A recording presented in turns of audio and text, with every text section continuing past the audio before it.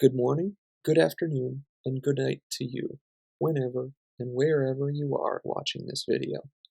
And thank you for tuning in to learn more about organisms and trade, the buying and selling of plants, fish, and other organisms for keeping in your aquarium or water garden, and the responsibilities of taking the necessary steps to prevent the spread of invasive species. Invasive species are plants and animals that are introduced to an area and cause harm to the environment, economy, or human, animal, or plant health. You may be familiar with zebra mussels, buckthorn, and the emerald ash borer, three species prevalent in Minnesota and Wisconsin, but also across much of the United States. Each of these species are detrimental to native species, often by outcompeting for resources. In turn, the biodiversity, or the variety of life in a particular habitat, is negatively impacted. Zebra mussels outcompete native mussels and increase the water clarity, making it easier for predators to hunt. Buckthorn can change soil nitrogen levels, creating better conditions for its own growth, while worsening conditions for native plant growth. The emerald ash borer prey on ash trees, reducing forest diversity and leading to a chain reaction down to native plant and animal communities. These are just three examples of more than 6,500 invasive species established across the United States, and there are everyday things you can do as retailers, customers, and managers of the organisms in trade industry. The project we are so excited to share today looks at the issue from the side of education and citizen empowerment. Aquaria is a common hobby that has historically led to the introduction of invasive species. Through a partnership effort supported by the United States Fish and Wildlife Service, the Minnesota Department of Natural Resources, the Wisconsin Department of Natural Resources, and us with Wildlife Forever, we are implementing a comprehensive rating and labeling system to aid consumers and retailers in making the best decisions that ensure the longevity of our lakes, rivers, and ecosystems. What began as a process of rating species with low, medium, and high risk evolved into a process of labeling low risk and native species. What we didn't want this to become is a big brother approach, where we're telling retailers what they should and should not sell and telling customers what they can and cannot buy. This is ultimately an education program where we convey the data so that each level in the supply chain can make the best purchasing decision using the most relevant information. Today, we have a list of 32 species recommended for purchase in Minnesota and Wisconsin, based upon these species having low risk of becoming established and invasive in the area. Let's take a step back for a minute and ask how we came up with the list. Horizon scanning is a strategy for detecting early signs of potentially important developments through a systematic examination of potential threats. Projection models are run to see how different inputs affect the final result. There are many different pathways for introduction, from food service to biological supply. For this project, climate matching was the leading indicator that influenced the results. Looking at a species' native and established ranges was shown to be the best predictor of non-native freshwater fish establishment in the Great Lakes region. Put more simply, a species survives and reproduces where it is best suited for the environment. If the environment it's being introduced to is similar enough to its native environment, the species is more likely to become established. So, now we have the list of species. What do we do with this? How do we communicate to the public that these are the recommended species for keeping in aquariums and water gardens to have the lowest risk of introducing invasive species? We have several strategies planned, including this video tutorial. But the biggest outreach strategy we have is to develop tangible labels and to implement them into the retail setting. Here, you see an example of one of our labels. Quickly and plainly, you will notice that this species is labeled as low-risk, non-native species. This tells you two things right off the bat. This is a species with low risk of invasiveness in the area, but it is a non-native species. Now, look at this label for the yellow pond lily. I'm sure you'll notice the difference right away. This one is simply labeled native species. At the end of the day, native species have the least risk of invasion because they are already here and have been for tens of thousands, hundreds of thousands, or perhaps millions of years. They and the species around them have had the time, evolutionarily speaking, to learn to coexist with one another. When a species is native to an area, it, by definition, cannot be considered invasive in the same area.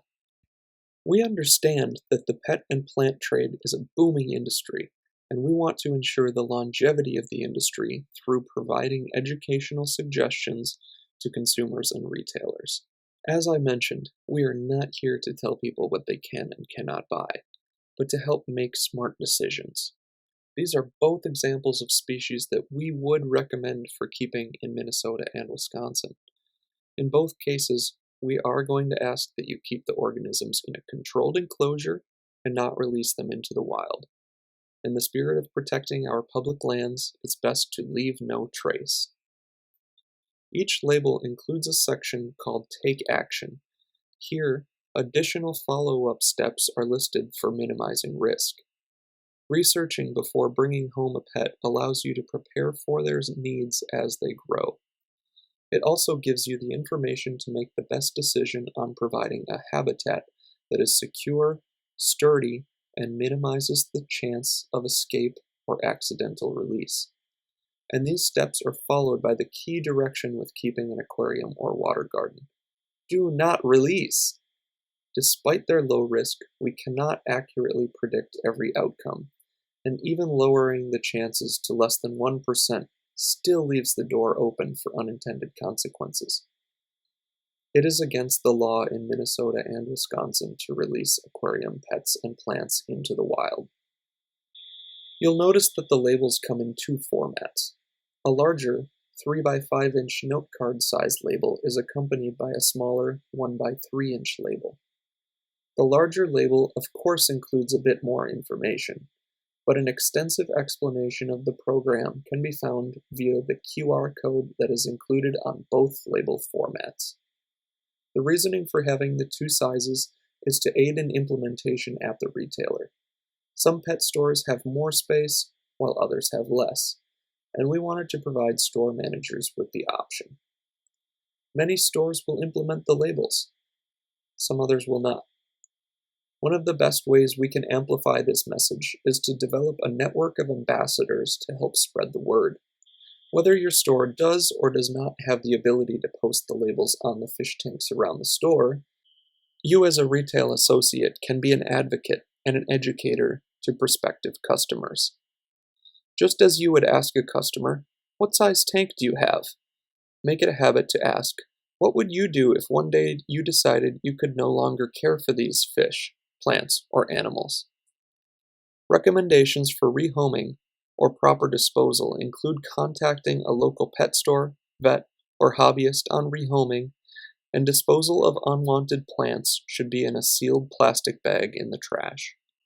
Several more alternatives and suggestions for helping your customers be well equipped with the knowledge to make smart purchasing decisions, and smart decisions after they've been brought home, are available on the Pet Trade Labels page under Invasive Species on wildlifeforever.org. It is your responsibility to share and educate customers about invasive species. Preventing the introduction of invasive species is beneficial for the proliferation of the pet trade industry as much as it is for the future of the environment. When educating customers about the importance of proper feeding, heating, filtration, and appropriately sized tanks for their animals, integrate the importance of never releasing unwanted pets.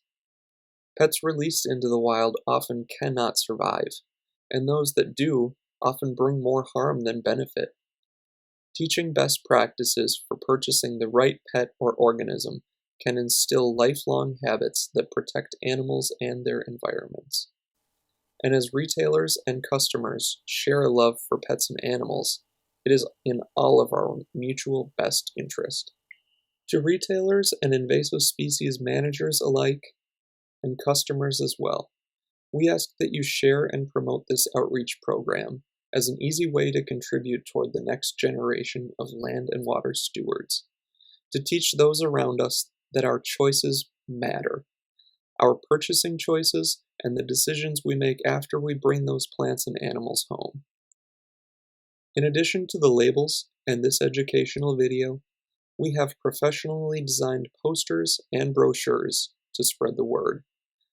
These materials are available on our website and are free to order by any agency or established pet or garden retailer.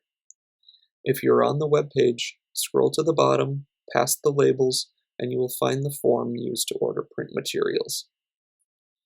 At this point in the program, we continue to support, but it is up to the retailers and your face-to-face interactions with prospective plant and pet purchasers to preach the program, to post labels denoting species as recommended for purchase due to their low risk of invasion, to educate fellow retail employees, agency staff, store managers, and customers alike that we all have a part to play in maintaining our ecosystems and biodiversity.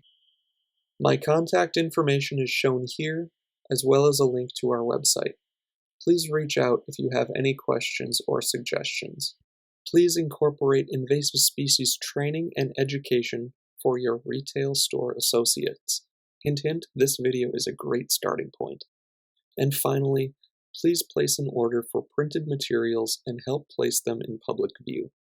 Thank you for taking the time to learn about the program.